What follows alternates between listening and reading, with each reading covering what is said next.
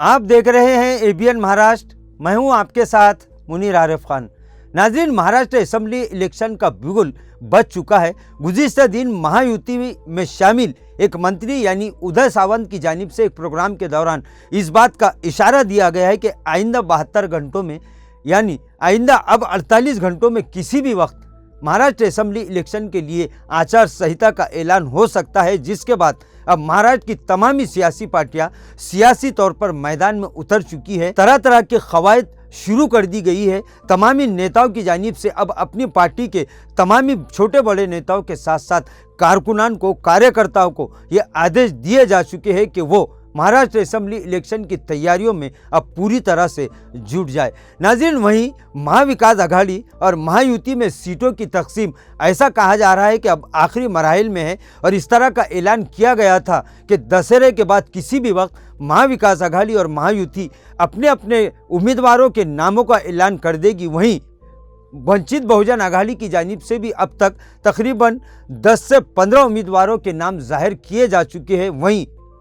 मजलिस-ए-इत्तेहादुल मुस्लिमीन जो गुज़िश्ता 1.5-2 महीनों से महाराष्ट्र असेंबली इलेक्शन में महाविकास आघाड़ी से सियासी इत्तेहाद के लिए भाग दौड़ में और हलचल में मसरूफ़ है, साबिक़ रुकन पार्लियामेंट और मजलिस के रियासती सदर इम्तियाज़ जलील कई मरतबा महाविकास आघाड़ी के बड़े नेताओं को सियासी इत्तेहाद का दावतनामा यानी इसकी तजवीज़ दे चुके हैं। इस तरह के दावे उन्होंने कई मरतबा मीडिया के सामने किए हैं और यहाँ तक कहा है कि एक तहरीरी तजवीज़ भी शरद पवार की एनसीपी और कांग्रेस के बड़े नेताओं को दी जा चुकी है, लेकिन अब तक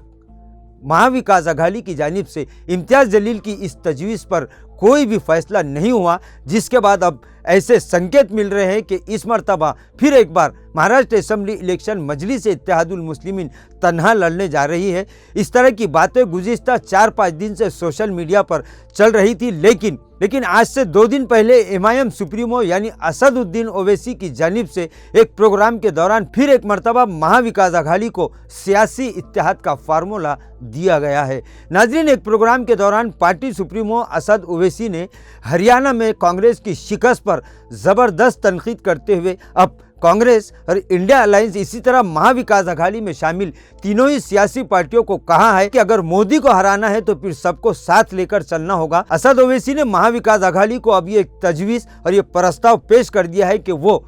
महाविकास आघाड़ी से महाराष्ट्र असेंबली इलेक्शन के लिए सियासी इत्तेहाद के लिए तैयार है, लेकिन इसके लिए महाविकास आघाड़ी को कदम बढ़ाना होगा। नाज़रीन, असद ओवैसी के इस बयान के बाद सोशल मीडिया पर इस तरह की खबरें गश्त करने लगी है कि महाविकास आघाड़ी असद ओवैसी से महाराष्ट्र असेंबली इलेक्शन के लिए सियासी इत्तेहाद कर सकती है। इस तरह की खबरें चली रही थी कि कांग्रेस के बड़े नेताओं की जानिब से फिर एक मरतबा एमआईएम से सियासी इत्तेहाद को मुस्तरद करने की खबरें भी अब गश्त करना शुरू हो चुकी है। ऐसे कई सारे बड़े नेता हैं जो कांग्रेस के दिग्गज नेताओं में शुमार किए जाते हैं। उन्होंने एमआईएम की इस तजवीज़ को मुस्तरद कर दिया है और अब ये बात पूरी तरह से लगभग साफ होती दिखाई दे रही है कि महाविकास आघाड़ी महाराष्ट्र असेंबली इलेक्शन के लिए एमआईएम से समझौता नहीं कर रही है और ऐसा अब संकेत मिलना शुरू हो चुके हैं कि मजलिस-ए-इत्तेहादुल मुस्लिमीन फिर एक मरतबा महाराष्ट्र असेंबली इलेक्शन तन्हा अपने बल पर लड़ने के लिए भी तैयार हो चुकी है, क्योंकि पिछले कई दिनों से महाविकास आघाड़ी को एमआईएम की जानिब से सियासी इत्तेहाद की तजवीज़